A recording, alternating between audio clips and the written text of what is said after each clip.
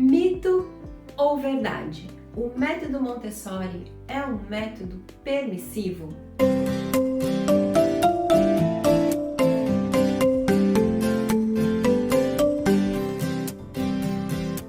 Olá, bem-vindo ao Reflexões de Mãe Prof. Eu sou Regina Pimentel e aqui você aprende a como ser uma mãe preparada para lidar com os desafios na educação do seu filho.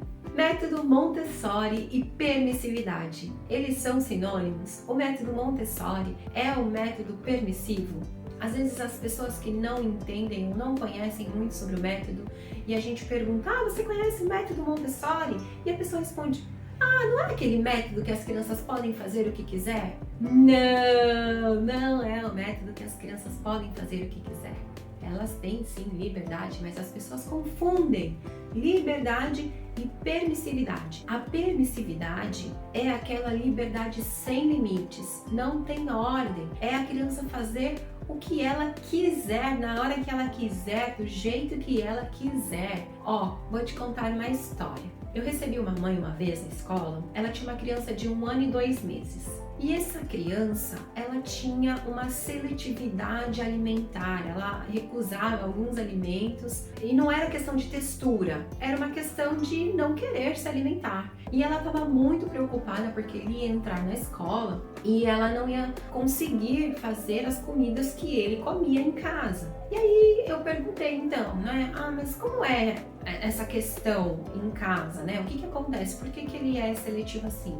E aí ela falou, sempre que a gente senta para comer, eu faço ali a comida, Sou eu quem cozinho para ele, porque ele só come a minha comida. Nós sentamos à mesa e ele olha o que tem no prato, eu coloco tudo separado. Dica, mamães, isso é bem importante. Você pôr separado as comidas que você cozinhou para o seu filho. Então, o arroz, o feijão, a carne, os legumes, porque ele vai experimentar esses alimentos e ele vai saber exatamente qual é o sabor de cada um. Se você mistura tudo ali, ele não vai saber do que ele gosta, do que ele não gosta, o que é aquilo que ele está comendo, porque está tudo misturado. Depois que ele experimentou, tá tudo bem misturar, ele vai fazer a mistura dele ali, mas no momento em que a criança está em introdução alimentar ou está aprendendo ali a sentir os sabores e as texturas dos alimentos, é importante que ele sinta o sabor de cada alimento separadamente, depois ele se alimente da melhor forma, ou você faça a mistura que você quiser ali, tipo arroz com feijão, o que a gente come misturadinho ali, e você dá para o seu filho, mas é importante que ele sinta o sabor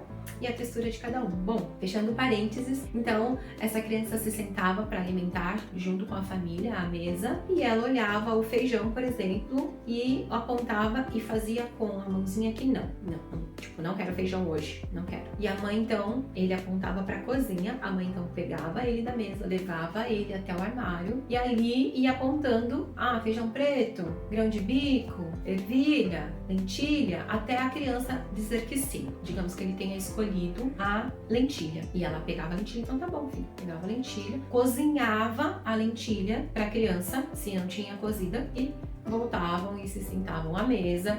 E aí eles comiam então o arroz, a lentilha que ele escolheu. Às vezes era a carne que ele não queria frango, às vezes não era o frango que ele queria, era o bolinho de aveia que ele gostava muito. Ela ia fazendo todas as vontades daquela criança de 1 ano e 2 meses na hora da alimentação, e por isso tinha alguns alimentos que ele recusava. Não era uma questão de textura. Eu entendo que tem algumas crianças que têm uma questão com a textura dos alimentos, que tem uma seletividade alimentar devido a algum distúrbio, algum processo, tá tudo bem. Não era o caso dessa criança. Ele era seletivo porque a mãe permitia que ele escolhesse com 1 ano e 2 meses o que a família ia comer. Você acha que essa criança realmente tinha condições de fazer uma escolha como essa? Isso é permissividade. É você dar liberdade sem limites para a criança que ainda não tem condições de pensar, de escolher dentre tantas opções o que ela vai comer. Agora, veja esse quadro se fosse uma mãe montessoriana que entendesse sobre o método, porque essa mãe procurou o método para ser melhor e ela foi entendendo ao longo do processo como ela podia ajudar o filho nas escolhas que ele ia fazer. Essa criança, ela deixou de ser seletiva nos alimentos depois que ela entrou na escola. Ela passou por um período período de adaptação, que realmente não foi fácil, mas logo ele estava se alimentando com todas as comidinhas feitas naquele dia na escola, sem precisar cozinhar qualquer coisa a mais para ele, até porque na escola a gente não consegue fazer dessa maneira, né? Imagina 12, 13 crianças, cada uma querendo escolher o que vai comer naquele dia. A gente tinha assim algumas opções, mas era o que já estava ali à mesa e a criança podia escolher entre uma ou outra, não entre uma gama imensa de opções. Então vamos lá, se essa mãe já conhecesse Montessori e desse escolhas limitadas para sua criança, a hora que ele apontasse o feijão e dissesse que não e apontasse para a cozinha, ela ia dizer para ele: hoje o que nós temos para comer é feijão, filho. Você pode escolher a salada se você quiser. Então nós temos alface e rúcula. Qual você vai querer comer? Cenoura e vagem. Qual vai ser a sua escolha? A educação Montessori dá a liberdade para que a criança consiga escolher com limitação. Sempre você vai dar escolhas limitadas. Dentro da filosofia Montessori, a gente usa este princípio, que também é o princípio da disciplina positiva, onde a criança tem a liberdade dentro de um ambiente que é preparado para isso. Então é um ambiente seguro, é um ambiente onde ela pode tocar nas coisas que estão ali, onde as coisas que estão ali são para ela e ela vai poder escolher entre uma coisa ou outra. Ser também um adulto preparado para proporcionar essa liberdade para a criança. Então sempre que o adulto estiver ali, vai auxiliar a criança nas escolhas, se necessário, ou vai colocar para ela quais são as opções que ela pode escolher. Então, uma criança que não quer se vestir, ela tem a opção de sair sem roupa? Se ela não tem opção de sair sem roupa, o que você vai fazer? Vai dar para ela duas opções, se ela está com dificuldade de escolher qual, e você vai ajudá-la a se vestir ali. Isso pode gerar um momento de tensão, mas logo a criança vai entender o que está acontecendo. Se ela já tem condições de olhar no guarda-roupa e escolher de acordo com o clima, de acordo com o momento, se ela já tem essa condição, por volta dos 6 anos ali ela já consegue fazer isso, você dá essa liberdade para ela escolher entre as opções que ela tem. Se ela ainda não tem condições, você escolhe previamente as opções e entrega para ela 2, no máximo 3, dependendo da idade da criança, para que ela escolha. Você vai ajudar a criança. Se você coloca o guarda-roupa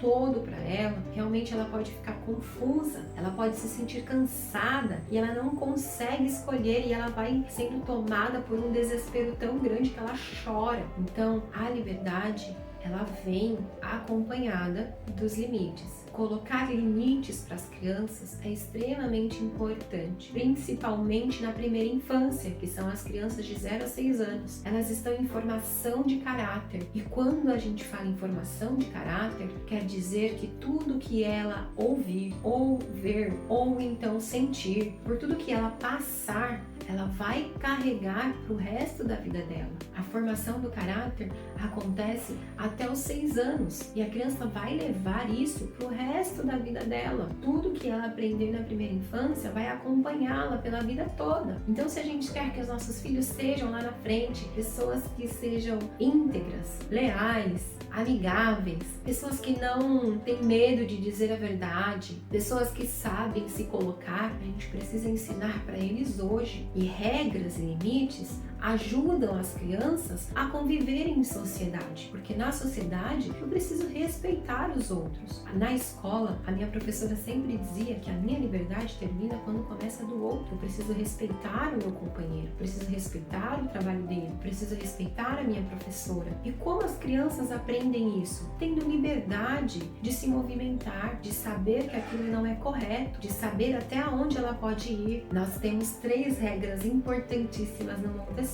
A criança, ela vai aprender a cuidar de si mesmo, a cuidar do amigo ou de qualquer outro ser vivo e a cuidar do ambiente e do material que ela trabalha. Então, ela não pode se machucar, ela não pode machucar o amigo e ela não pode danificar o material ou o ambiente onde ela está. Isso é muito importante para a convivência em sociedade. A gente não sai por aí quebrando as coisas dos outros ou carregando o que não é nosso. Isso é uma regra moral. Eu não posso quebrar isso. Eu aprendo isso na primeira infância, quando eu tenho os limites muito bem estabelecidos. E qual é a forma de estabelecer estes limites dentro do Montessori? É diferente do formato tradicional, porque no tradicional o adulto é o centro e ele vai impor para a criança o que ela precisa fazer. Então, eu mando e você obedece. Não é assim no tradicional? Você vai fazer isso agora porque eu estou mandando. E a criança fica ali perguntando por quê, e você faz agora porque eu mando. No Montessori, a gente dá a escolha e é firme em relação às regras. Vamos pensar. A regra é: não comemos doce antes das refeições. E um dia seu filho chega e pede: mãe, posso comer uma bolacha? E você diz: filho, nós não comemos doce antes das refeições. Você pode tomar um pouco de água e logo vai ser o jantar. Ah, mãe, mas eu quero muito essa bolacha. Eu entendo o que você quer.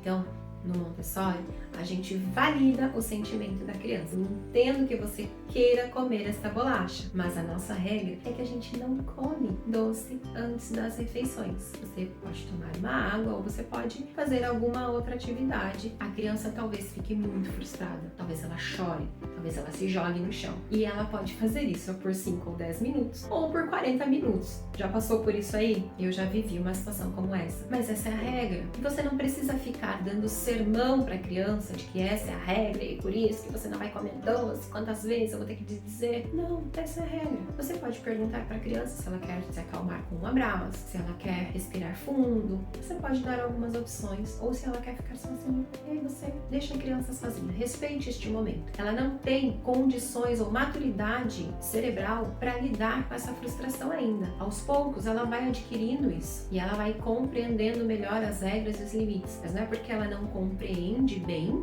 que você não vai colocar os limites. Digamos que ela ficou lá chorando por 40 minutos até que você se estressou, cansou daquele choro. Quem não cansa, né? E aí você falou: ah, tá bom, ó, só hoje, pega lá a bolacha e come. E a criança vai lá felizona, pega a bolacha e come. Da próxima vez que ela quiser comer a bolacha antes do jantar, ela vai chorar pelos mesmos 40 minutos até que você dê a bolacha para ela. Se em 40 minutos você não der a bolacha, ela vai chorar por 50. E assim vai, até ela perceber qual é o seu ponto, aonde você vai ceder. Eu não tô aqui dizendo para você deixá-lo chorando lá o tempo todo. Não é sobre isso. É sobre a criança entender as regras e os limites. E às vezes elas vão chorar. E chorar é uma forma de comunicação. É uma forma da criança mostrar que ela não está satisfeita com aquela regra. Não é sobre você, é sobre a regra. Então a criança não está te testando. Ela está testando a regra. E se você cede, você não está ensinando para ela sobre limites. Nas primeiras vezes, ele vai estranhar o seu comportamento, porque você mudou, porque agora você não cede mais às vontades dele. E ele vai chorar, ele vai espernear, ele vai fazer tudo o que for possível para te tirar do sério e fazer você ceder. Então seja forte. As primeiras vezes serão mais difíceis mesmo, mas a longo prazo, você vai ver os benefícios. A sua criança vai perguntar, ela vai questionar, porque as crianças fazem isso e está tudo bem questionar. Você pode explicar o porquê não comemos doce antes do jantar. É uma oportunidade de vocês conversarem sobre esse assunto, ao invés de ficarem brigando e numa luta de poder, numa queda de braço, aonde a criança vence quando você cede. E eu não estou dizendo que você tem que vencer, mas que ela precisa entender a regra e você precisa saber como colocar o limite, como impor essa regra de uma forma que seja gentil e firme ao mesmo tempo. Então você vai mostrar para a criança que essa é a regra, e isso é firmeza, e você não vai ceder. Isso é gentileza, porque você está mostrando respeito para com você mesmo e para com a criança, além da dignidade que você dá a ela quando você acolhe, quando você não permite que ela faça algo que está fora da regra. A gente está dando aqui um exemplo sobre alimentação, mas às vezes pode ser sobre qualquer outra coisa, sobre não chutar um amigo na escola, sobre não bater em você. É muito difícil colocar regras e limites da forma tradicional. Embora a punição ou o estresse resolva de forma imediata, mas a longo prazo a criança não entende o motivo daquela regra e ela vai continuar tentando transpor a regra. E aí quando você traz a firmeza e a gentileza ao mesmo tempo, você mostra respeito para com essa criança e você não vai ceder para aquilo. Filho, eu amo você. E a resposta é não, não tem doce antes do jantar. E ponto final. Tem regras que são possíveis de serem flexibilizadas em algum momento? Sim, tem. E isso você vai estabelecer aí na sua família, uma exceção ou outra. Está tudo bem, desde que a criança entenda que aquilo é uma exceção à regra. Porque a gente tem momentos de exceções, mas isso não é a rotina. Rotineiramente, a regra é essa e ela precisa ser cumprida. Uma forma das crianças aceitarem melhor as regras é quando você faz combinados com elas e quando vocês escrevem ou implementam as regras em conjunto. Então, no Montessori, a gente senta em conjunto e conversa com a criança e estabelece ali as regras e os limites. Existe uma regra na sala Montessori onde a criança coloca um tapete no chão e coloca ali o seu material. Esse tapete, ele traz para as crianças que não estão usando o material a percepção de que este material já está sendo utilizado por alguém. Este espaço também, que é o espaço do tapete. Ninguém pode pisar no meu tapete. Do mesmo jeito, eu não posso pisar no tapete de ninguém. Eu sou respeitada e assim eu aprendo a respeitar o amigo. Agora, se a criança ela é constantemente desrespeitada, como você vai exigir o respeito por parte dela? Esses dias aconteceu uma coisa interessante aqui em casa. O meu filho estava fazendo caras assim para mim enquanto eu falava. Sabe aquelas caras que eles ficam virando o olho e e eu falando e ele Eu fiquei muito incomodada com aquilo. Eu comentei com meu marido e aí, num momento de descontração, a gente estava conversando nós três, brincando, e ele começou a falar e sabe o que eu fiz? A mesma cara para ele. Na mesma hora que me veio a consciência o que eu estava fazendo, eu parei e depois eu comentei com ele e com meu marido: olha, eu estou fazendo cara para você, isso não é legal, desculpa, eu não devia fazer isso, você está falando e eu vou te ouvir com respeito. É difícil a gente assumir os nossos erros, mas eu comecei a entender por que ele estava fazendo cara para mim, porque eu também fazia cara para ele, e aí eu quero que ele me respeite, mas eu não respeito ele. Respeito é importante. Quando eles ajudam a estabelecer as regras, eles têm mais prazer em cumprir e às vezes ficam até como policiais, né? Olha, você deixou a toalha em cima da cama. Olha, tem objetos em cima do sofá que não são meus. Acontece aqui em casa. A gente cria junto as regras e é divertido. A criança não precisa se sentir mal para poder cumprir uma regra. Pode ser divertido. A gente fica pensando na punição, o que eu vou fazer, o que ele tem que fazer porque ele fez tal coisa errada. Não, ensina a forma correta de ser feita e a criança vai aprender. Pode demorar um tempinho, depende muito da idade da sua criança. Ele vai demorar alguns dias para incorporar aquilo, mas tão logo ele entenda o motivo pelo qual aquela regra existe, ele vai cumprir com muita tranquilidade. Maria Montessori diz o seguinte: se a disciplina fosse pré-existente, o nosso trabalho não seria necessário. A criança teria um instinto seguro que a tornaria capaz de ultrapassar todas as dificuldades. Esse escrito está lá no Mente da Criança, na página 247. Então, a criança ela precisa de ajuda para entender as normas e as regras. E começa dentro da nossa casa e vai se expandindo para a sociedade. Quando a gente leva ela no parquinho, quando a gente vai no shopping, quando ele está com os amigos na escola. Mas tudo começou a partir de como a gente olha para a nossa criança. Esses dias meu filho tirou sangue, ele chorou muito. Eu estava ali, eu falei para ele: filho, eu estou aqui com você, nós estamos juntos. Eu entendo que você não quer tirar sangue. E ele chorava e falava: eu não quero.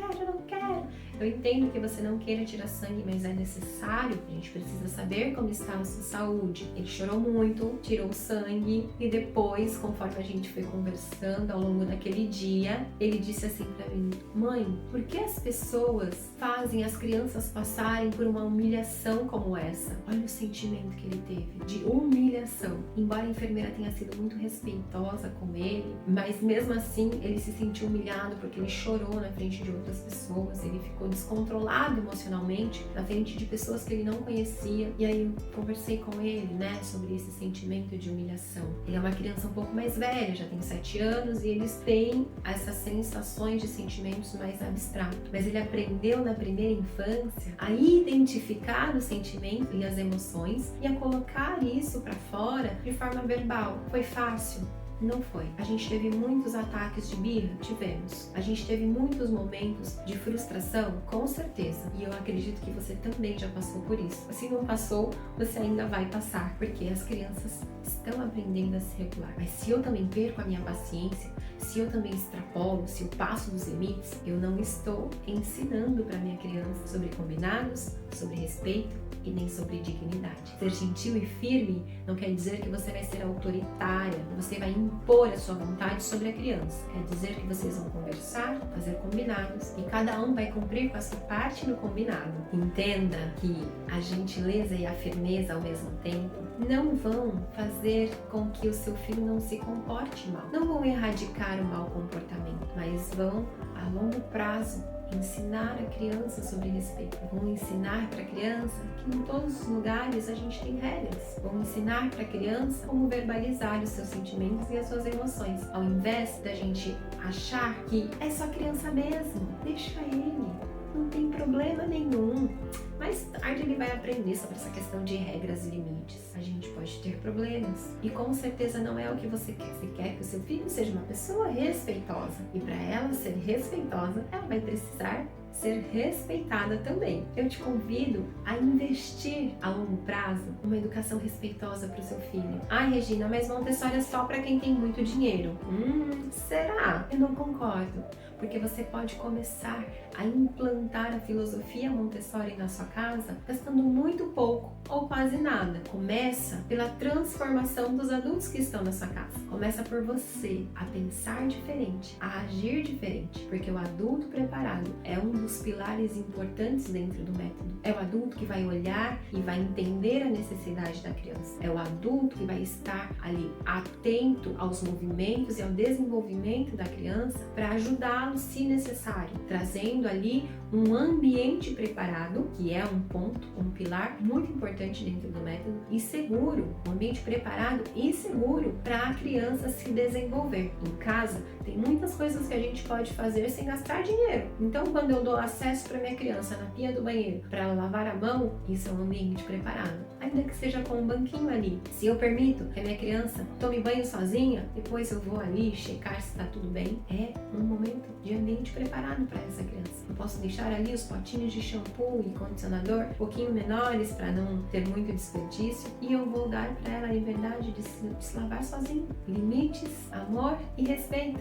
é o que essa criança precisa. E aí você não vai gastar rios de dinheiro para isso. Você vai investir no seu conhecimento e na sua quebra de paradigma para que você consiga lidar melhor com as frustrações e as realizações do seu filho. Deixa aí a permissividade de lado. A sua criança, ela precisa sim de regras e limites claros e muito bem estabelecidos para que ela alcance a plenitude na infância, para que ela saiba que vai ter alguém ali para acolhê-lo quando precisar. Adulto preparado, ambiente preparado, a gente tem uma criança mais equilibrada, uma criança segura e dona de si. Você vai precisar aprender a lidar com a segurança do seu filho, porque na sociedade atual as crianças ouvem e a gente fala. Na educação tradicional as crianças ouvem e a gente fala. Na educação Montessori as crianças têm oportunidade de falar, as crianças têm a oportunidade de colocar o ponto de vista delas e não há problema nenhum quando o ponto de vista da criança é melhor do que o seu. Eles têm maneiras muito criativas de solucionar problemas. Peça ajuda para essa criança para solucionar uma dificuldade que você tem em casa com ele e ele vai te dar sugestões